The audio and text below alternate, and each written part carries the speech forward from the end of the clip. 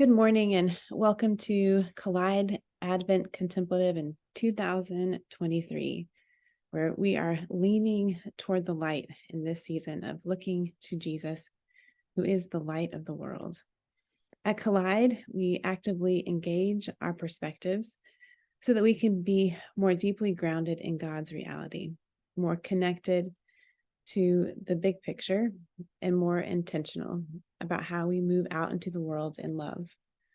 Our circles are opportunities for engaging our perspectives through contemplation, learning, and embodiment, all of which are key components to our spiritual formation. And today is a contemplative circle. And throughout this short 4-week series, we are going to be doing Visio Divina together, looking at a piece of art and allowing it to invite us into quiet and contemplation about Jesus, who is the light of the world. And this is the season of Advent. And Advent, for those of us who go to liturgical churches, is the beginning of the church year. The overall purpose of the liturgical calendar is to trace the mystery of salvation and the course of salvation history, and to proclaim this salvation as a redemption of time.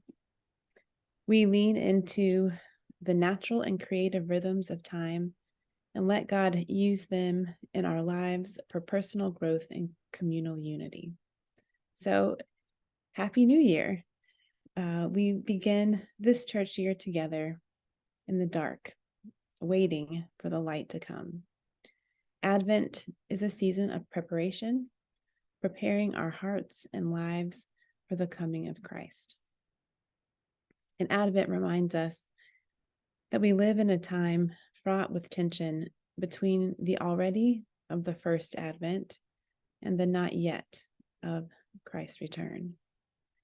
Those in the Anglican tradition proclaim each Sunday, Christ has died, Christ has risen, Christ will come again.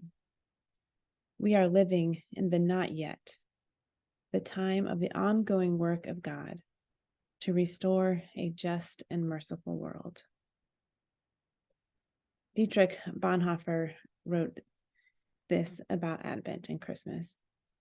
Just when everything is bearing down on us to such an extent that we can scarcely withstand it, the Christmas message comes to tell us that our ideas are wrong, and that what we take to be evil and dark is really good and light because it comes from God. Our eyes are at fault, that is all. God is in the manger, wealth and poverty, light and darkness, succor and abandonment. No evil can befall us. Whatever men may do to us, they cannot, but serve the God who is secretly revealed as love and rules the world and our lives.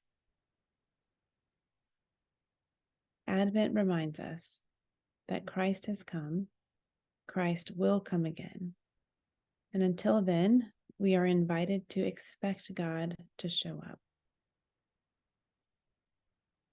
The God who does, in fact, rule and love the world and our lives. We are invited to long for Christ coming again. The Spirit empowers us in our waiting to join God in restoring a just and merciful world.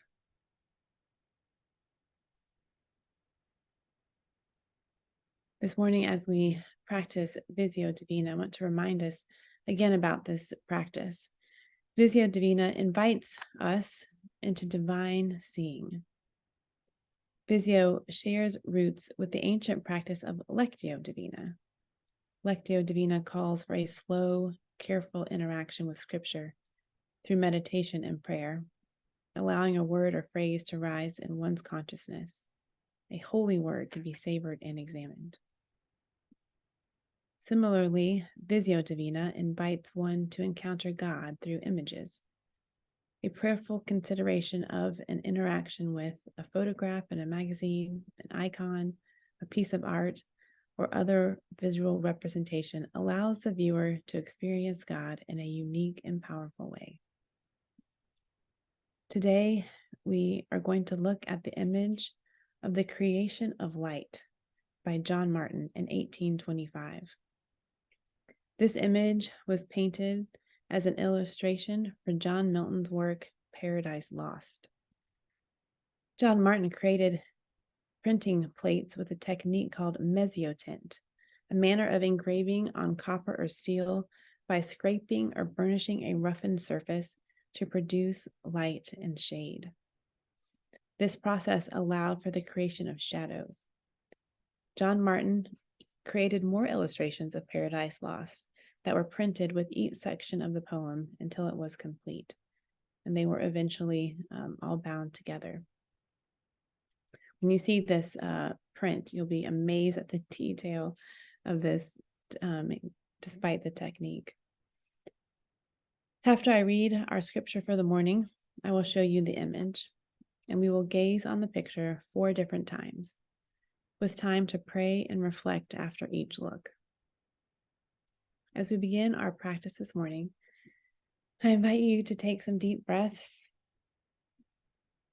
to sit comfortably but attentive.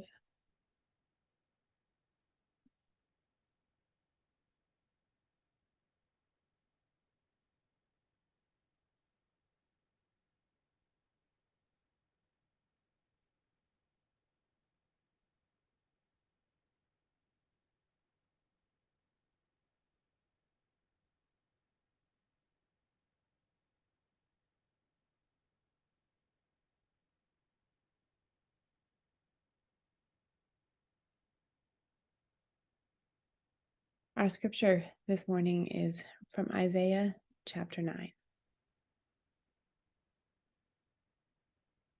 The people who walked in darkness have seen a great light. Those who lived in a land of deep darkness, on them light has shined. You have multiplied exultation. You have increased its joy. They rejoice before you, as with joy at the harvest, as people exult when dividing plunder.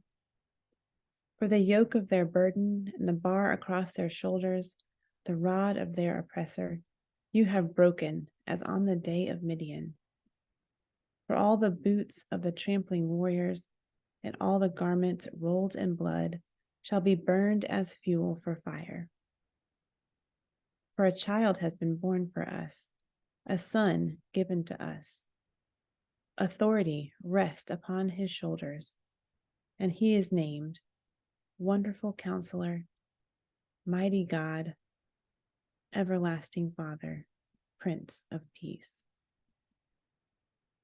Great will be his authority, and there shall be endless peace for the throne of David and his kingdom. He will establish it and uphold it with justice and with righteousness from this time onward and forevermore. The zeal of the Lord of hosts will do this. I invite you to close your eyes if they're not closed already, as we prepare to take our first look.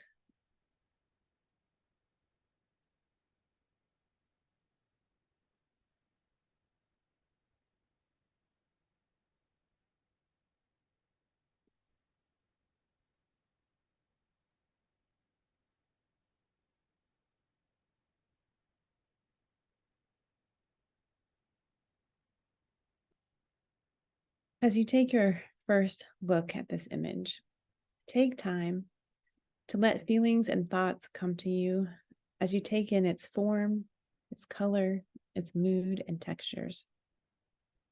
What does it look like or remind you of? What do you find yourself drawn to? What feelings are evoked? In this first look, simply notice these responses without judgment or evaluation. Allow your vision to rest with the image. If you don't like it or your feelings, simply acknowledge that this is the initial response and continue to stay open to the image and the prayer. Look and reflect.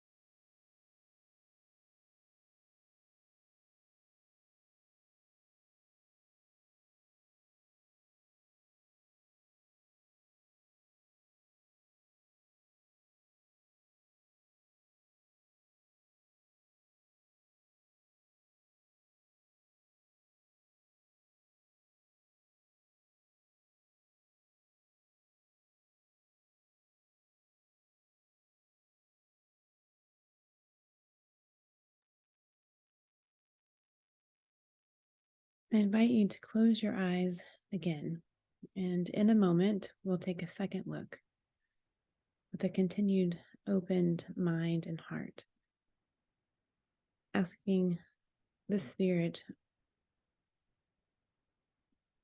how we are being led this morning. In this second look, notice what draws your attention. New thoughts, meanings, and feelings may arise. Initial impressions may expand and deepen. Explore more fully what comes up in you and the feelings associated with the image. Be aware of assumptions or expectations that you might bring.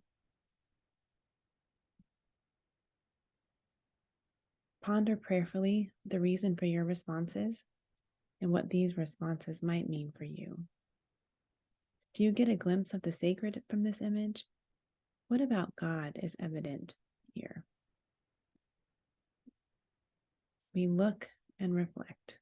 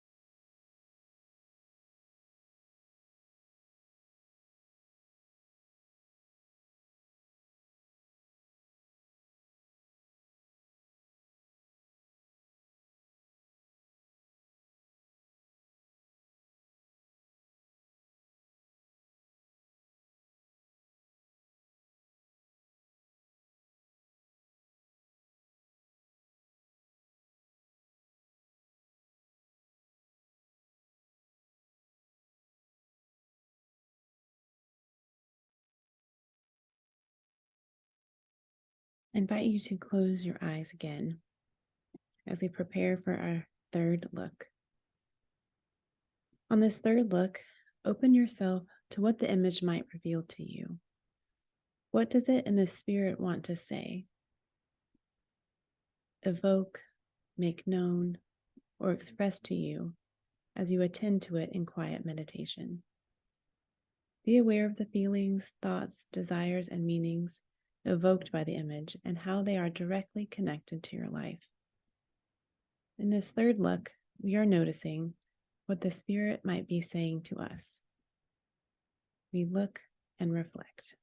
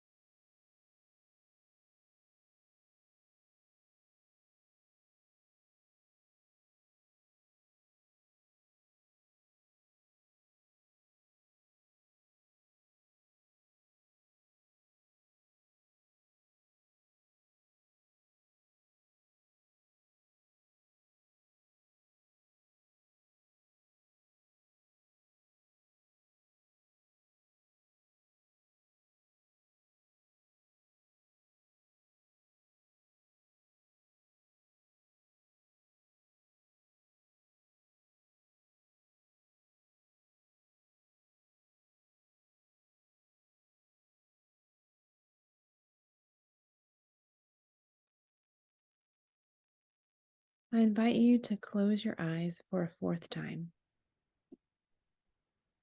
And on this look, listen to how the Spirit is inviting you to respond to what has been revealed. In this fourth look, we are responding to God's movement toward us by moving toward God in prayer. Does the image evoke important meanings or values, or remind you of an important event or season? Or suggest a new or different way of being? What desires or longings come up in your prayer? How do you find yourself wanting to respond to what you are experiencing? Take time now to respond to God in ways commiserate with your prayer. gratitude, supplication, wonder, lament, confession, praise. Look and reflect.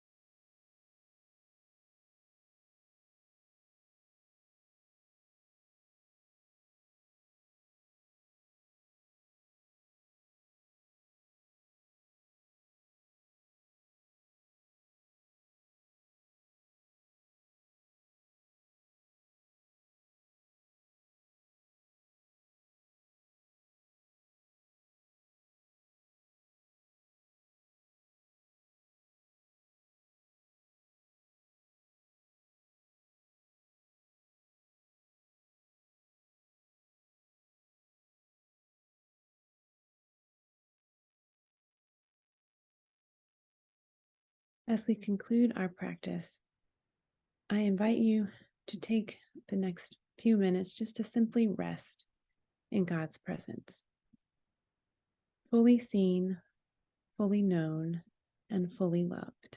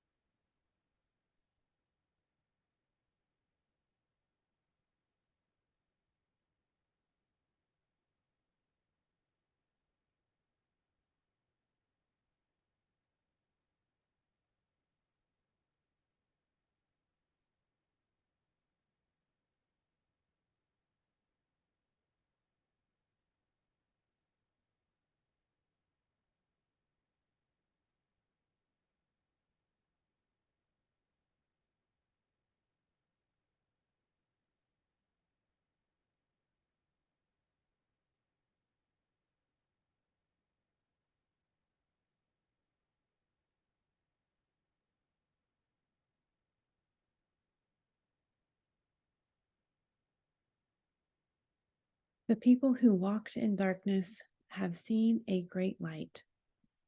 Those who lived in a land of deep darkness, on them light has shined.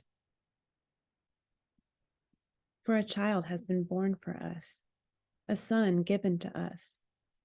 Authority rests upon his shoulders, and he is named Wonderful Counselor, Mighty God, Everlasting Father, Prince of Peace.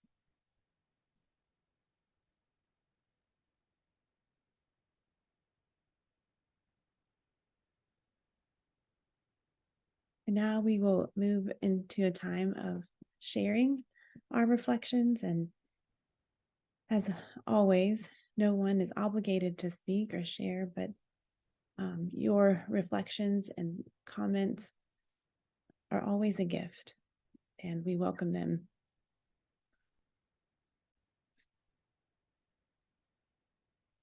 And as we move into our day, Karen and I were just talking about what the gift of the season can be is noticing light, and how I personally love this time of year.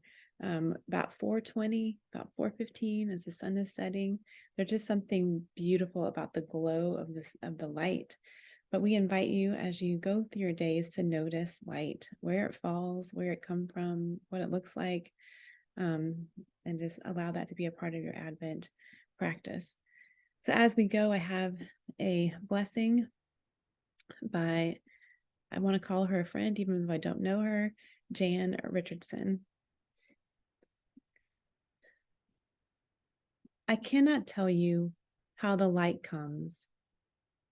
What I know is that it is more ancient than imagining, that it travels across an astounding expanse to reach us, that it loves searching out what is hidden, what is lost, what is forgotten, or in peril, or in pain, that it has a fondness for the body, for finding its way toward flesh, for tracing the edges of form, for shining forth through the eye, the hand, the heart. I cannot tell you how the light comes, but that it does, that it will, that it works its way into the deepest dark that enfolds you, though it may seem long ages in coming, or arrive in a shape you did not foresee. And so, may we this day turn ourselves toward it. May we lift our faces and let it find us. May we bend our bodies to follow the arc it makes. May we open and open more and open still to the blessed light that comes.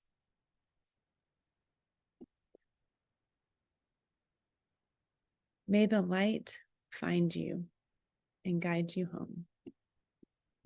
Amen.